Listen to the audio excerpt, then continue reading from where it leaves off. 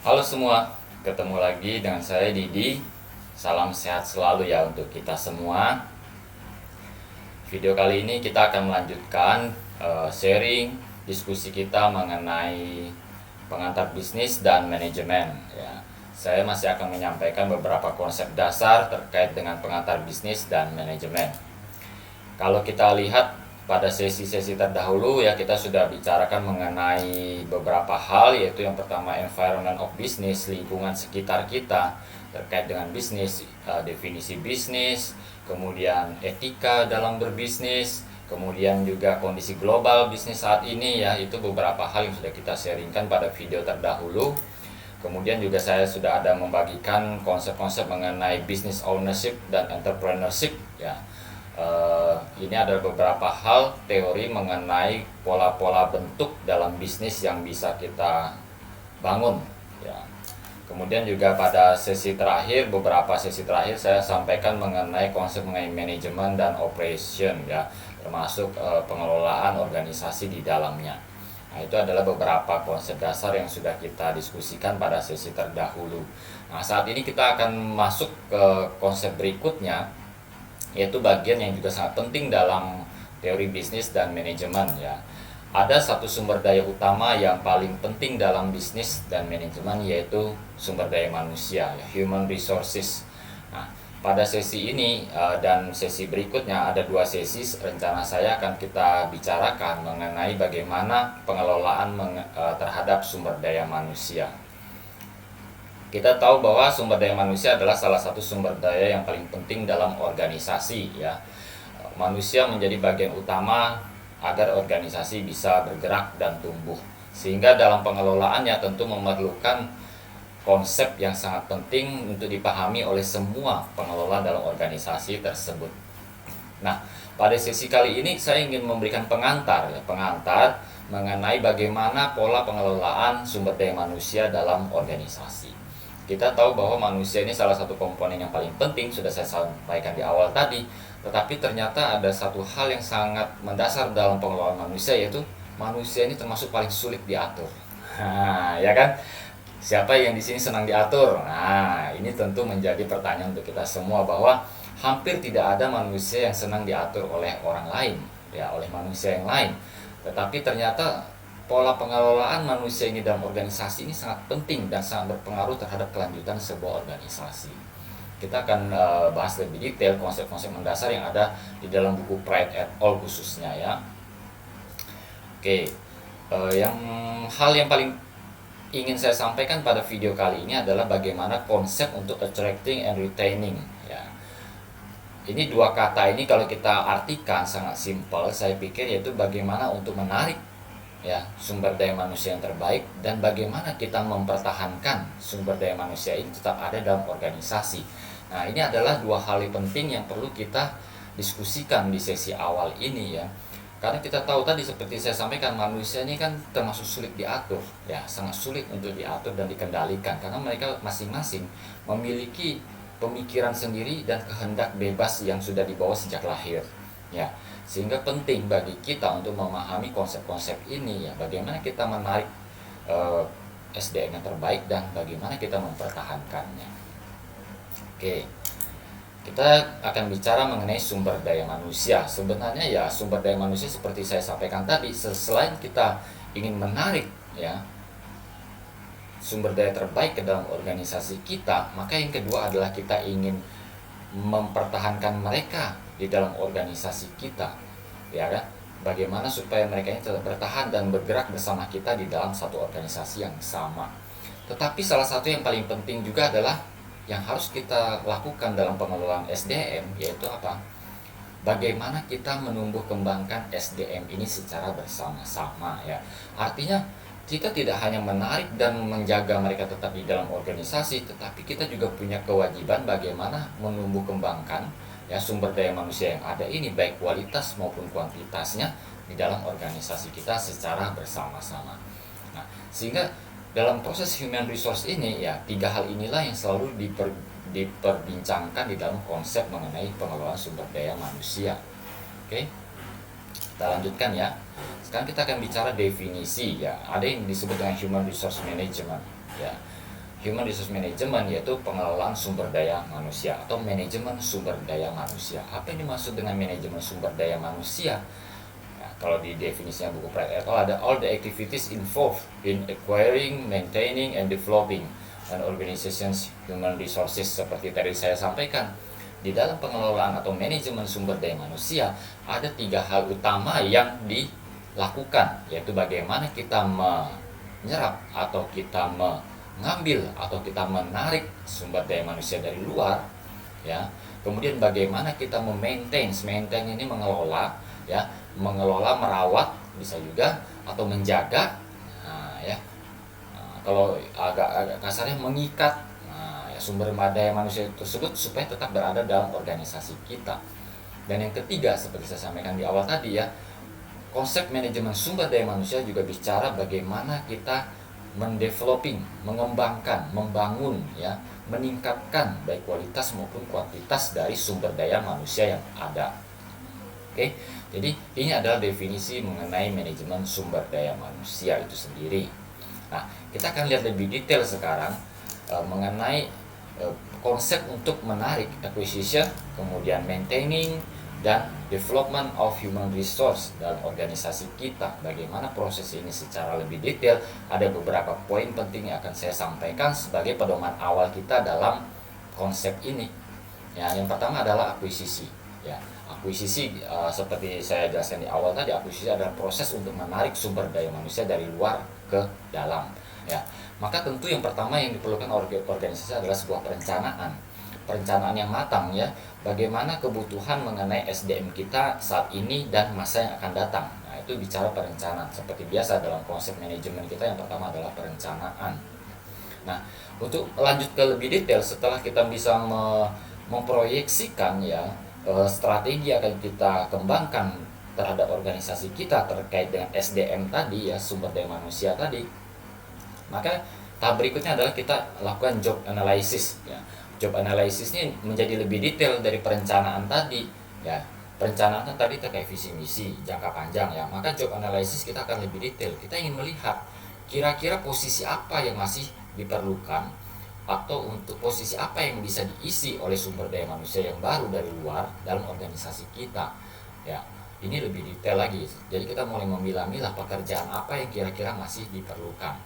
Nah, setelah itu maka dilanjutkan dengan proses recruiting, yaitu proses rekrutmen. Rekrutmen itu proses untuk pendaftaran sumber daya manusia yang baru dari luar, proses untuk menarik sumber daya manusia yang baru dari luar, ya.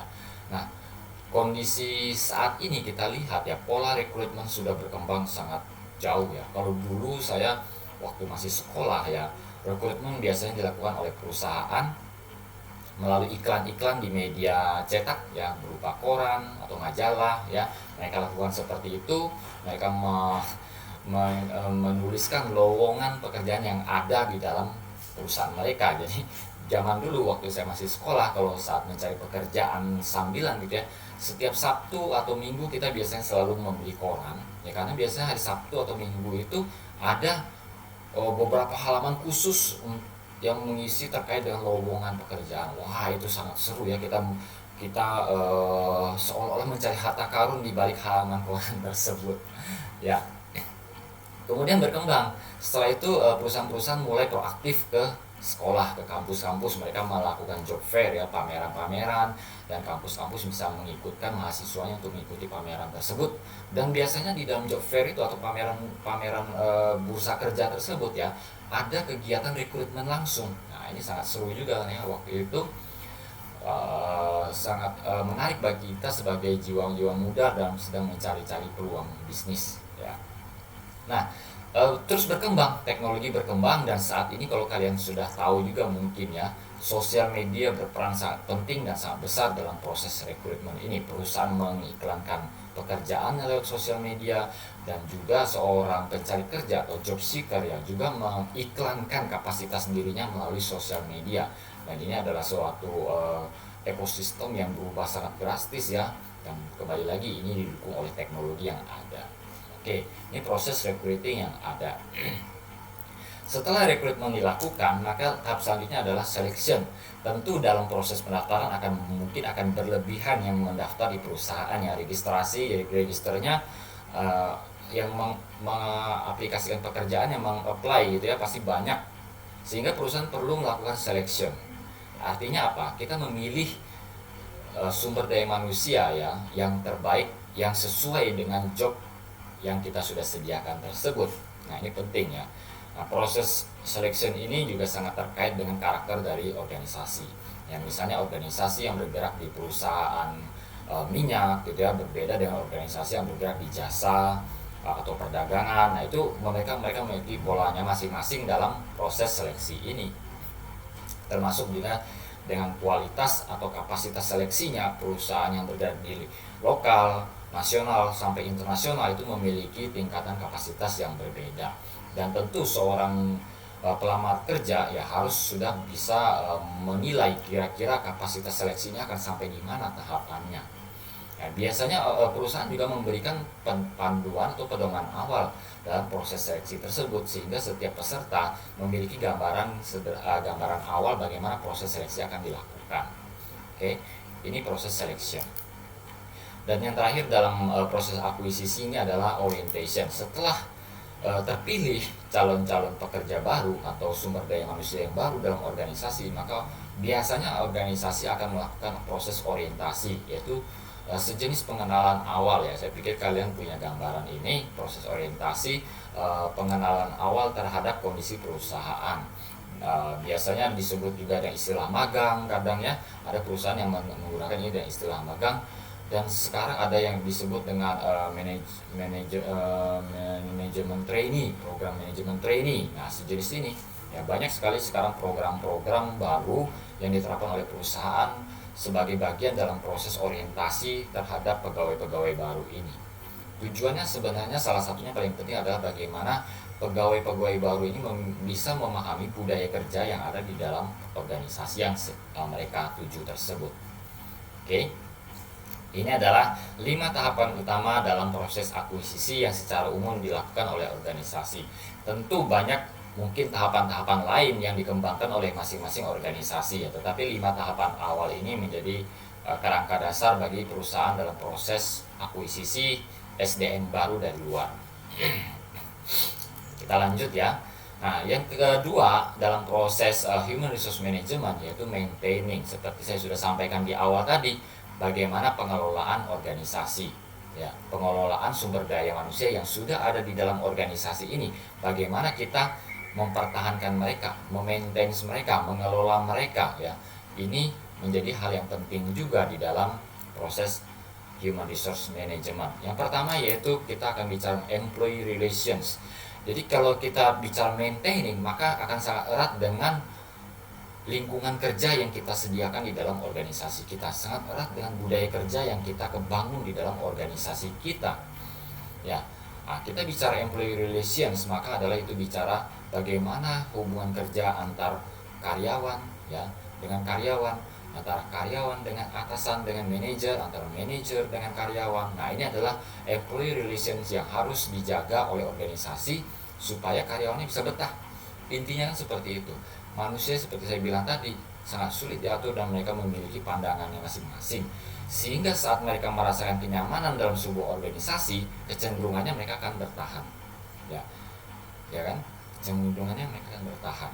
Nah, setelah nyaman, apa yang akan mereka pertimbangkan? Biasanya adalah bicara compensation ya, kompensasi ya. Kompensasi ini bicara hal-hal mendasar terkait dengan penghasilan ya.